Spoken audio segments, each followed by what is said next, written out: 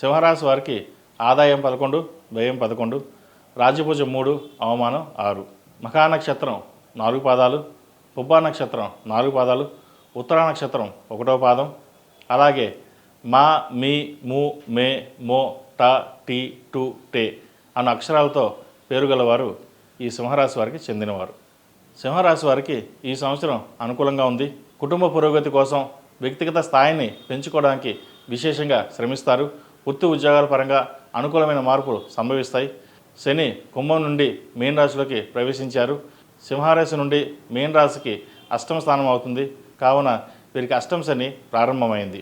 కావున కొన్ని చెప్పుకోదగిన స్థాయిలో జాగ్రత్తలు అవసరమవుతాయి. నూతన పరిచయాలకు ప్రాధాన్యతనిస్తారు. ఆడంబరానికి ప్రాధాన్యతనిస్తారు. దీర్ఘకాలికంగా మిమ్మల్ని ఆశ్రయించి ఉన్నవారు కొంతమంది దూరంగా తప్పుకుంటారు. ఇందుకు కారణాలు సంపూర్ణంగా మీకు తెలియవు. జీవిత భాగస్వామితో విభేదాలు రాకుండా జాగ్రత్తలు తీసుకోవాలి. అధిక వ్యయం ధన సూచన కనిపిస్తోంది. అవసరానికి మించి ఖర్చు చేయకుండా ఉండడం మంచిది. అనాలోచిత ఖర్చులు అధిగమించడానికి మీరు చేసే ప్రయత్నాలు అంతగా సఫలీకృతం కావు. ఆరోగ్యపరమైన జాగ్రత్తలు తీసుకోవాలి. ముఖ్యంగా కంటికి, కాళ్ళకి, గ్యాస్ట్రిక్, కాలేయం సంబంధించిన ఆరోగ్యపరమైన సమస్యలు రావచ్చు. మే 15 నుండి ఏకాదశిలో గురు సంచారం వల్ల వృత్తి ఉద్యోగాలకు సంబంధించిన విషయ వ్యవహారాలు సంవత్సరం ప్రథమార్థం కన్నా ద్వితీయార్థంలో బాగుంటాయి. ఉద్యోగంలో మంచి మార్పులు చోటు చేసుకుంటాయి. విదేశీ వ్యవహారాలు కలిసి వస్తాయి.